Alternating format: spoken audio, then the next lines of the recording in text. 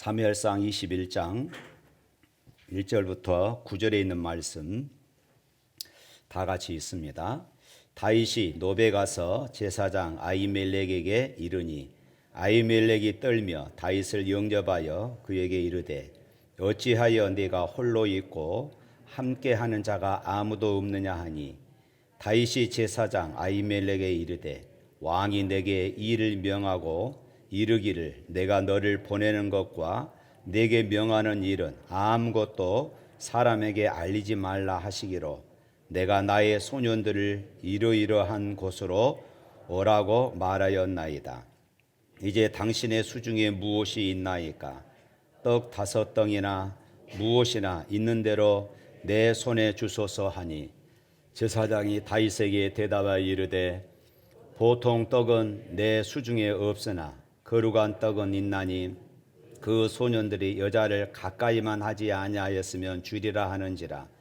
다윗이 제사장에게 대답하여 이르되 우리가 참으로 3일 동안이나 여자를 가까이 하지 아니하였나이다.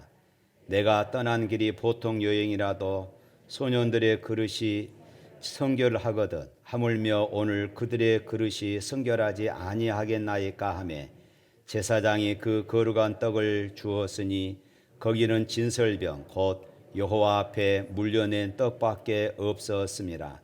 이 떡은 더운 떡을 드리는 날에 물려낸 것이더라. 그날에 사울의 신하 한 사람이 여호와 앞에 머물러 있었는데 그는 도획이라 이름하는 에돔 사람이요 사울의 목자장이었더라. 다윗이 아히멜렉에게 이르되 여기 당신의 수중에 창이나 칼이 없나이까? 왕의 일이 급함으로 내가 내 칼과 무기를 가지지 못하였나이다 하니 제사장이 이르되 네가 엘라 골짜기에서 죽인 블레셋 사람 골리앗의 칼이 보자기에 쌓여 에봇 뒤에 있으니 네가 그것을 가지려거든 가지라. 여기는 그것밖에 다른 것이 없느니라 하는지라. 다윗이 이르되 그 같은 것이 또 없나니 내게 주소서 하더라. 아멘. 계속해서 사무엘상에 나타나는 이 다윗의 신앙을 우리가 살펴보고 있습니다. 사람들은 이 골리앗을 물리친, 우리 지난번에 말씀드렸죠. 골리앗을 물리친 다윗을 향하여서 이렇게 노래를 불렀습니다. 사울이 죽인 자는 천천히요 다윗이 죽인 자는 만만이더라. 이스라엘 백성들 가운데 이제 사울 왕보다도 다윗의 인기가 점점 더 높아가는 그런 이야기입니다. 그래서 사울은 이 칭송받는 백성들로부터 칭송을 받는 다윗에 대한 그런 시기심과 질투가 이제 미움으로 그렇게 발전하게 되어집니다. 하나님은 불순종한 사울을 떠나셨고 하나님께서는 다윗과 함께 하셨습니다. 그래서 하나님은 다윗이 모든 일을 지혜롭게 처리할 수 있도록 다윗에게 은혜를 베풀어 주셨습니다. 그래서 사울은 다윗을 주목하기 시작한 것입니다. 여기에서 주목한다 이 말의 의미는 집중하여 보다 하는 이런 의미이지요. 사울은 하나님께서 다윗과 함께 하는 것을 보고 자신의 죄, 자신의 잘못을 깨달아야 했습니다. 아, 하나님은 다윗과 함께 하시는구나. 나도 과거에 하나님이 나와 함께 하셨는데 이렇게 자기 자신을 돌이켜보며 하나님과 함께하는 그런 삶을 이 사울은 소망해야 했었습니다. 그럼에도 불구하고 이 사울은 하나님과 함께하는 다윗을 바라보며 자기 자신을 돌이켜보는 것이 아니라 오히려 다윗을 미워하고 다윗을 질투하여 나중에는 다윗을 죽이려고까지 했던 것입니다. 이처럼 질투가 심하면 죄를 짓게 됩니다. 교회 안에서도 질투가 심한 사람들 때문에 어려운 일이 생길 때가 많이 있습니다. 좋은 일이 생기면은 그런 사람들을 보면은 기뻐하고 박수쳐 줘야 하는데 그렇지 않는 것이 이상하게 이 악한 사람들의 심리라고 하는 것이지요. 사울은 분명 하나님께서 다윗과 함께 하시는 것을 알았습니다. 그럼에도 불구하고 자신의 모습을 돌아보지 아니하고 오히려 하나님과 함께하는 다윗을 죽이려고 했어요. 이것은 결국 사울 왕이 다윗을 죽이려고 하는 것은 하나님을 대적하는 그런 행위가 되는 것입니다.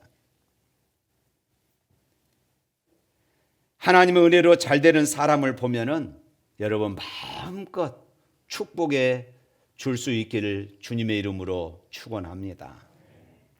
다윗은 자신에게 주어진 일을 열심히 하면, 다시 말해서 수금을 열심히 타고 왕을 충성되이 섬기는 일을 하면은 하나님께서 그리고 사울 왕의 마음을 돌이킬 것으로 그렇게 생각을 했습니다. 그러나 사울은 갈수록 다윗에 대한 시기심, 다윗에 대한 미움이 더 짙어졌고 다윗을 죽이려고까지 했습니다. 그래서 결국 다윗은 사울 왕을 피해서 도망가는 그런 신세가 되고 말았습니다.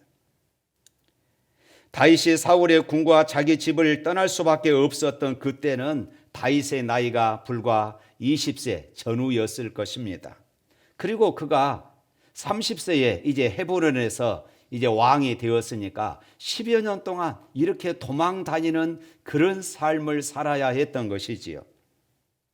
다윗은 노브로 향했습니다. 이 노브는 예루살렘 북쪽에 위치한 베냐민 지파의 그런 성읍이었습니다. 이곳에 이제 성막이 있었지요. 성막과 그리고 제사장이 그곳에 있었습니다. 거기에 다윗은 제사장 이제 아히멜렉을 만나게 되어집니다. 그런데 아히멜렉은 사울 왕에게서 쫓기는 다윗을 환대하다가 이 사울 왕의 불만을 살까봐 이제 두려웠던 것이지요. 그래서 오늘 말씀 1절 말씀에 보면은 그렇게 말하고 있습니다. 다윗이 노베 가서 제사장 아히멜렉에 이르니 아히멜렉이 떨며 다윗을 영접하고 내가 어찌 혼자 왔느냐, 여기서 떨며 이렇게 말하고 있습니다. 제사장 이 아히멜렉도 다윗에 대한 소문을 익히, 다윗과 사울 왕에 대한 소문을 익히 알고 있었을 것입니다. 그래서 떨었다고 이렇게 말합니다. 이때 다윗은 자신의 생명을 구하기 위해서 그리고 위기를 모면하기 위해서 왕의 명령을 받고 비밀리에 이곳에 왔다고 그렇게 꾸며댔습니다. 그리고 빈손으로 갔던 다윗이 무기를 찾았습니다. 그때 제사장은 골리앗의 칼이 있으니 이것을 가져가라고 그렇게 하였고 다윗은 골리앗의 칼을 집었습니다. 여기서 우리가 한 가지 생각해 볼 것이 있습니다. 그것은 다윗이 달라졌다는 것이지요. 다윗의 모습에 무엇인가 지금 변화가 일어났던 것을 우리가 보게 되어집니다. 자신의 목숨을 지키려고 제사장 앞에서 거짓말을 하였고, 그리고 육신의 배고픔을 피하기 위해서 음식을 구했고, 자신을 보호해 줄 그런 무기를 열심히 찾았던 그런 다윗의 모습을 지금 보게 되지요. 다윗이 어떤 사람이었습니까? 거인 골리앗을 만났을 때 우리 지난주에 살펴봤던 대로 하나님의 이름으로 당당히 나가서 골리앗을 쓰러뜨렸던 사람이 바로 그때 당시 10대의 소년 다윗이었습니다.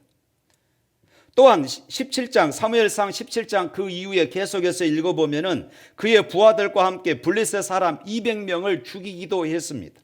또 다른 전쟁에서 블레셋 사람들과 싸워 크게 이겼습니다. 이렇게 다윗은 용맹스럽게 거침없이 하나님 신앙으로 여호와의 이름으로 그런 나갈 때마다 언제나 승리하는 그런 삶을 살았습니다. 그랬던 다윗이 사울 왕의 자기를 죽이려고 하고 지금은 도망 다니는 이런 모습 속에서 다윗의 이 초라한 모습을 우리가 발견하게 되어집니다. 다윗은 사울을 피해 다시 라마나요스로 갔습니다. 그곳에는 자기에게 기름을 부어준 선지자 사무엘이 있었던 곳입니다.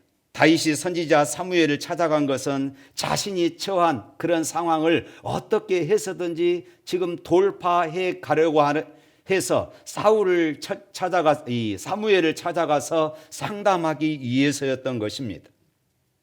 하나님의 사람 사무엘이라면 하나님의 뜻을 잘 알아 좋은 조언을 해줄 것이라고 이렇게 생각했던 것입니다.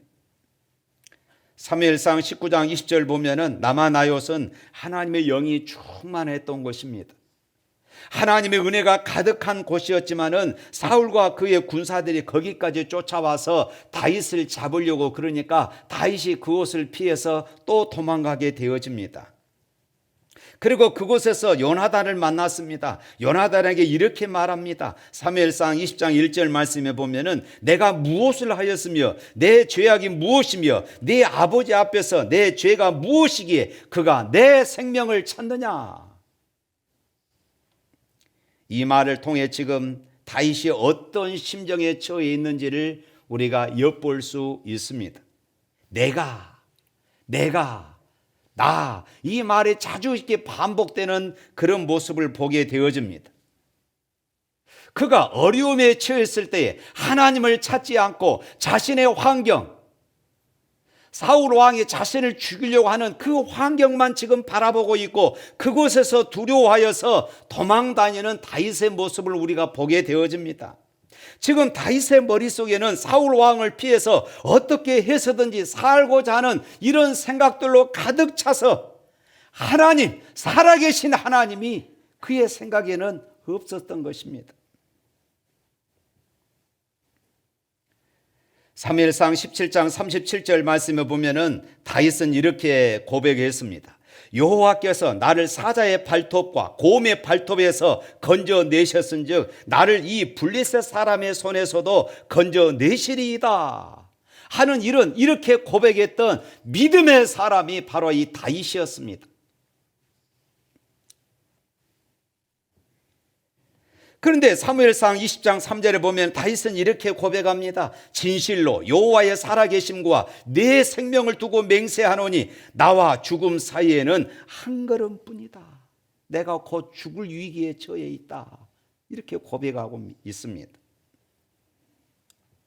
분명히 사무엘상 17장에서 보면 골리앗 앞에서 살아계신 하나님 때문에 그는 당당했습니다. 그리고 이렇게 고백했어요. 사무엘상 17장 37절 말씀에 보면은 살아계시는 하나님의 군대를 모욕한 이 할례 받지 않는 블레셋 사람이니까 그가 그 짐승의 하나와 같이 되리이다. 얼마나 이 멋진 고백입니까? 2m 90이 넘는 골리앗 앞에 이스라엘 군사들이 다 벌벌 떠는 그런 상황에서 10대 소년 다윗이 이렇게 당당하게 말할 수 있는 이 믿음. 그랬던 다윗이 이제는 하나님의 살아계심을 두고 죽을 날이 얼마 남지 않았다고 이렇게 지금 말하고 있습니다. 그의 마음에 담긴 불신앙으로 인한 두려움이 그를 완전히 사로잡아 버렸습니다. 오늘 본문 21장 8절 9절 말씀 한번 읽어볼까요? 8절과 9절 말씀 다 같이 있습니다. 다윗이 아히멜렉에게 이르되 여기 당신의 수중에 창이나 칼이 없나이까?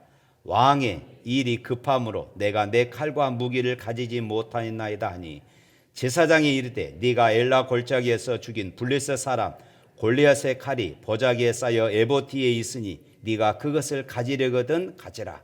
여기는 그것밖에 다른 것이 없느니라 하는지라. 다윗이 이르되 그 같은 것이 또 없나이다. 내게 주소서 하더라. 다윗이 전에 골리앗과 1대1로 이렇게 싸울 때에 골리앗이 이 다윗에 의해서 물맷돌을 맞고 죽게 되어지지요. 그때 골리앗이 가졌던 그 칼을 이제 다윗을 기념하기 위해서 소년 다윗이 2m 90이 되는 이 거인 골리앗을 이긴 것을 기념하고 그리고 후손들에게 길이길이 교훈 삼기 위하여서 이처럼 성소에 보관해 두었던 것입니다. 그런데 이제 그 승리의 장본인인 다윗이 그 골리앗의 칼이라도 달라고 이렇게 말하고 있습니다. 그리고 9절 말씀 하반절에 보니까 다윗이 이르되 그 같은 것이 또 없나이다. 이렇게 좋은 곳이 있었습니까? 이보다 더 좋은 곳은 없습니다. 그 말이에요. 하나님의 이름이 지금 어디로 가버렸습니까? 사무엘상 17장 45절 이하에 보면은 다윗은 골리앗과 싸울 때 분명히 이렇게 고백했습니다. 너는 칼과 창과 단창으로 내게 나오거니와 나는 만군의 여호와의 이름 곧 네가 모여가는 이스라엘의 하나님의 이름으로 네게 가노라. 여호와의 구원하심이 칼과 창에 있지 아니함을 이 무리로 알게 하리라. 여호와의 구원하심이 칼과 창에 있지 아니함을 이 무리로 알게 하리라. 다윗은 이렇게 당당하게 외쳤습니다.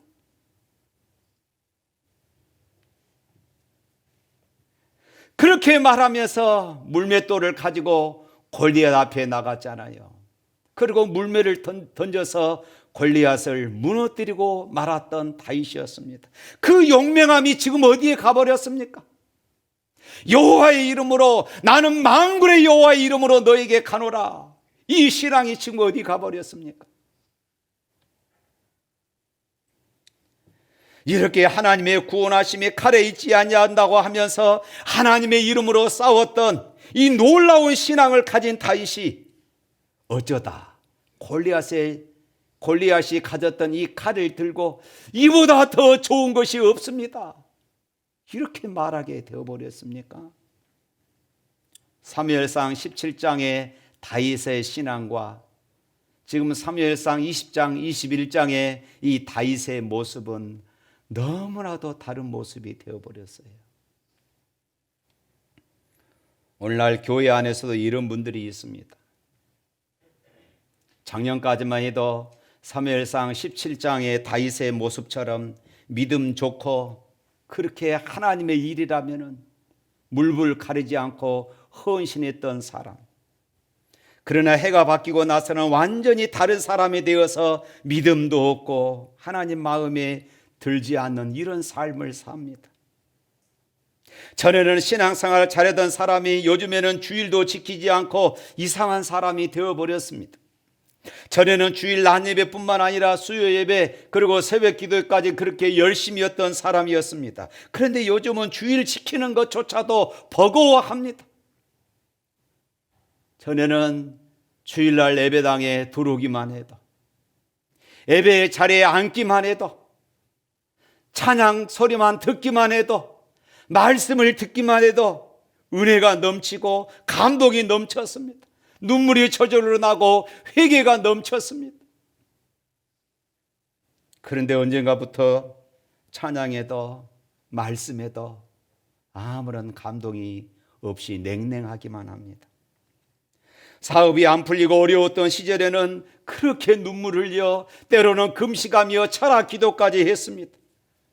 그런데 지금은 좀 살만하니까 예배 생활이 무너지고 기도 생활이 무너지는 이런 모습들을 종종 봅니다.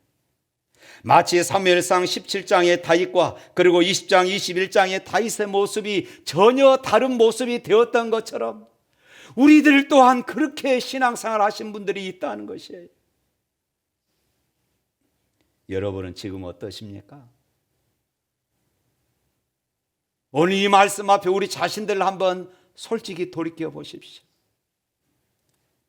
하나님을 믿기에 당당하십니까? 아니면 하나님을 믿지만은 만군의 여호와 하나님, 살아계신 하나님을 말하지만은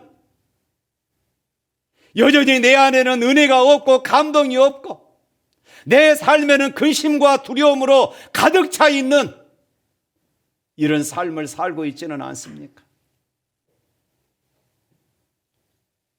사랑하는 성도 여러분, 하나님과 올바른 관계를 갖지 못했을 때 인간이 아무리 모든 좋은 수단과 방법들을 다 동원한다 해도 마음속에서 일어나는 불안과 두려움은 이겨낼 수가 없어요.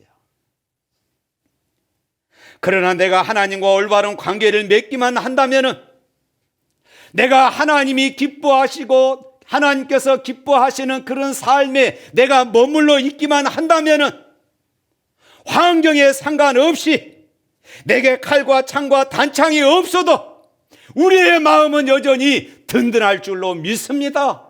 할렐루야. 그리고 살아계신 하나님이 나의 빛이 되신다면, 하나님이 나의 반석이시고 하나님이 나의 능력이 되신다면, 그리고 그분이 나의 요새가 되시고 내 인생의 든든한 후원자가 되신다면 내가 누구를 두려워하겠습니까? 그런데 하나님과 나와의 관계가 소원해지니까 말씀에도 예배에도 찬양에도 은혜가 떨어지는 것입니다. 사랑하는 성도 여러분, 여기에서 우리가 생각할 것이 있습니다. 물론 사울을 피해 도망가는 다윗은 비판받을 만합니다. 왜 하나님을 찾지 않았냐고. 사울 왕이 죽이려고 할 때에 왜 여호와의 이름으로 당당하게 나서지 않았냐고. 골리앗을 쓰러뜨렸던 그 담대함과 용기와 그 신앙은 어디 갔냐고. 왜 하나님의 인도하심과 하나님의 선하심을 구하지 않았냐고. 오히려 인간적인 실수와 거짓으로 위기를 모면하려고 했느냐고 이렇게 비판할 수가 있습니다.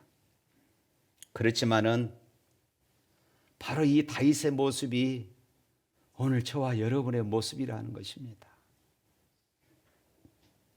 우리들은 지금 도망가고 있는 다윗을 통하여서 인간이 얼마나 나약하고 연약한 존재인가를 깨달아야 합니다. 큰 소리 뻥뻥 치며 전능하신 하나님을 의지하며 살던 사람이 하나님을 잊어버리고 허약한 모습으로 사는 사람들을 봅니다. 주님과 함께 죽을지언정 나는 주님을 절대로 버리지 않겠습니다. 당당하게 외쳤던 베드로의 모습, 예수님께서 잡히시는 때 도망갔던 베드로, 예수님을 모른다고 3번씩이나 부인했던 베드로의 이 배신적인 이런 말들, 그것이 어쩌면 오늘 저와 여러분들의 모습이라는 것입니다. 도망가던 다윗처럼 우리도 하나님을 보지 못할 때가 있습니다. 우리가 환경 앞에, 위기 앞에 하나님의 선하심을 신뢰하지 못할 때도 있습니다.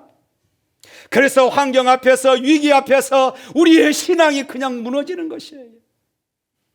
은혜도 다 무너져 버립니다.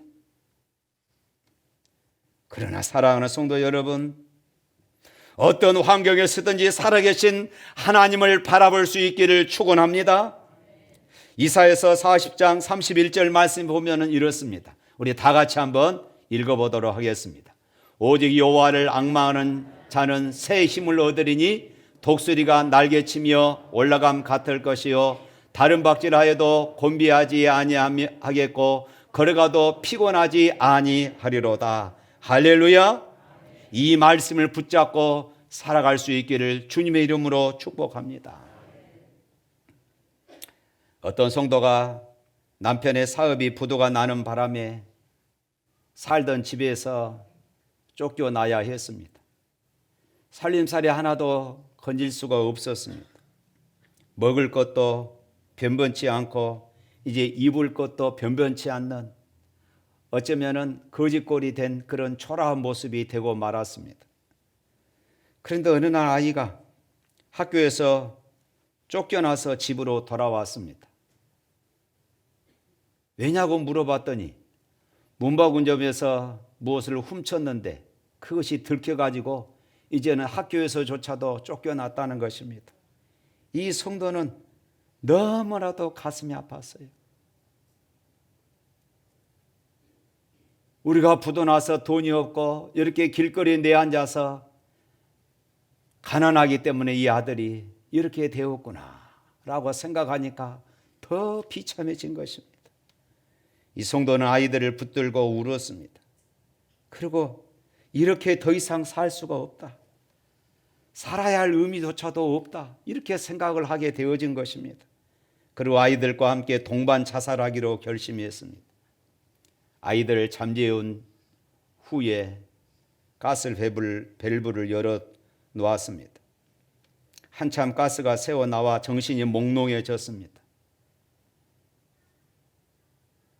그런데 어디선가 찬송 소리가 자기의 귀에 들리는 것이었습니다. 내 모든 시험 무거운 짐을 주 예수 앞에 아뢰이면 근심에 쌓인 날 돌아보사 내 근심 모두 맡으시네. 무거운 짐을 나홀로 지고 견디다 못해 쓰러질 때 불쌍히 여겨 구원해 주리 은혜의 주님 오직 예수. 이웃집 라디오에서 흘러나오는 찬송 소리였습니다. 그 찬송이 몽롱해져 가는 이 성도의 영혼을 흔들어 깨웠습니다. 가스를 마셔서 지금 정신이 혼미한 상태에서 이 찬송 가사 속에서 이 성도는 이렇게 음성을 들었던 주님의 음성을 들었습니다. 야, 내 모든 시험 무거운 짐을 왜 내게 맡기지 않고 그렇게 두려워하느냐. 네 모든 시험 다 나에게 맡겨라. 그때 이 성도는 내가 왜 기도할 생각을 못했을까? 자살할 용기가 있으면 기도하면 될 텐데. 이 성도는 정신을 차리고 창문을 열고 방문을 다 열었습니다. 가스 밸브를 잠궜습니다. 그리고 아이들을 흔들어 깨워서 밖으로 내보냈습니다. 그리고 무릎을 꿇고 울면서 기도했습니다. 주여, 잘못했습니다. 저 잘못을 용서하여 주옵소서. 죽을 마음을 가져서도 기도할 마음을 갖지 못했습니다. 저의 믿음 없음을 용서하여 주옵소서. 이 성도는 그렇게 눈물로 기도했어요. 그리고 그는 짐을 꾸려서 이제 시골로 갔습니다. 그리고 빈 집을 하나 얻어서 그곳에서 이제 정착을 하고 새 삶을 살기 시작했습니다. 자녀들이 믿음으로 위대하게 다 자라났습니다. 훗날 자녀들이 다 성장하고 나서 이 여인이 책을 썼습니다. 그리고 그 책에 이렇게 기록했습니다. 죽을 수 있는 용기를 가진 사람은 하나님 앞에 기도할 수 있는 용기로 바꾸어 가지십시오. 100번의 탄식이 아니라 한 번의 기도가 운명을 바꿉니다. 우리 따라서 합시다. 100번의 탄식이 아니라 한 번의 기도가 운명을 바꿉니다. 그렇습니다. 100번의 탄식이 아니라 한 번의 기도가 운명을 바꿉니다. 믿으시기를 축복합니다. 근심이여 안녕이라는 책에 실린 메르큐스 만의 이 부인의 이야기입니다. 이 성도는 근심으로 쓰러졌을 때에 모든 근심을 맡으시는 소망의 주님을 만나서 구원을 얻었고 기도함으로 승리를 체험해서 간증의 주인공의 삶을 살게 된 것입니다. 사랑하는 성도 여러분, 여러분의 영적 안전지대는 어디라고 생각하십니까? 거친 세상살이에 지쳐 어디로 가야 할지 모를 때, 아무도 나에게 힘이 되지 못하고 의지할 이 없다고 생각할 때에, 나 홀로 있는 것 같은 외로움에 사로잡힐 때 여러분은 어디로 향해 가며 무엇을 의지합니까? 예배의 자리를 찾으시고 하나님을 만날 수 있기를 축복합니다. 하나님의 약속의 말씀을 가까이 하고 말씀 위에 굳건히 설 수 있기를 축원합니다. 혹시 여러분 가운데 다윗과 같이 절망 가운데 예배의 자리에 나오신 분이 있습니까? 지금 이 시간 여기에서 회복의 영이 여러분들 가운데 임하시기를 주님의 이름으로 축복합니다. 예배는 하나님께 드리는 것이지만은 우리에게는 세상을 살아갈 힘을 얻는 그런 시간인 것을 믿습니다. 영적 에너지가 바닥난 사람에게는 성령의 기름을 채우는 영적인 주유소가 바로 교회가 되는 줄로 믿으시기를 바랍니다. 자동차가 잘 달리려면 정비소에 자주 가서 정비를 받아야 합니다. 그리고 계속해서 잘 달리려면 주유소에서 기름을 잘 채워야 합니다. 자동차에 기름이 떨어진 것도 모르고 달리다가 그만 멈춰버리고 말지요. 사랑하는 성도 여러분, 성령의 기름을 채우는 영적 주유소가 교회이고 예배인 것을 믿습니다. 우리가 신앙생활을 하면서 주일에 영적 주유소인 교회에 나와 예배드리며 영적 에너지를 채워서 세상에 나가서 승리하는 삶을 살아갈 수 있기를 축원합니다. 궁지에 몰려도 양식도 무기도 없이 도망쳐야 할 때도 하나님을 찾는 성도, 하나님 앞에 예배하는 성도, 하나님께서 찾으시는 그 예배자, 우리는 언제 어디서나 하나님과 동행해야 합니다. 하나님의 말씀을 붙잡아야 하고 십자가를 붙잡아야 하는 것입니다. 환경 앞에 무너지는 것이 아니라 환경이 힘들고 어려울수록 더욱더 십자가를 붙잡을 수 있기를 바랍니다. 십자가만이 내 환경을 변화시킬 수 있음을 믿으시기를 바랍니다. 우리 성경을 한 구절 읽겠습니다. 시편 84편 10절부터 11절에 있는 말씀입니다. 우리 화면 보시고 다 같이 한번 읽겠습니다. 주의 궁정에서의 한날이 다른 곳에서의 첫날보다 나은즉 악인의 장막에 사는 것보다 내 하나님의 성전 문지기로 있는 것이 좋사오니 여호와 하나님은 해요 방패시라. 여호와께서 은혜와 영화를 주시며 정직하게 행하는 자에게 좋은 것을 아끼지 아니하실 것임이니이다. 아멘. 사랑하는 성도 여러분, 여러분도 주의 궁전에서의 한날을 귀히 여기는 하늘 백성으로 살아갈 수 있기를 주님의 이름으로 축원합니다. 우리 찬양하겠습니다.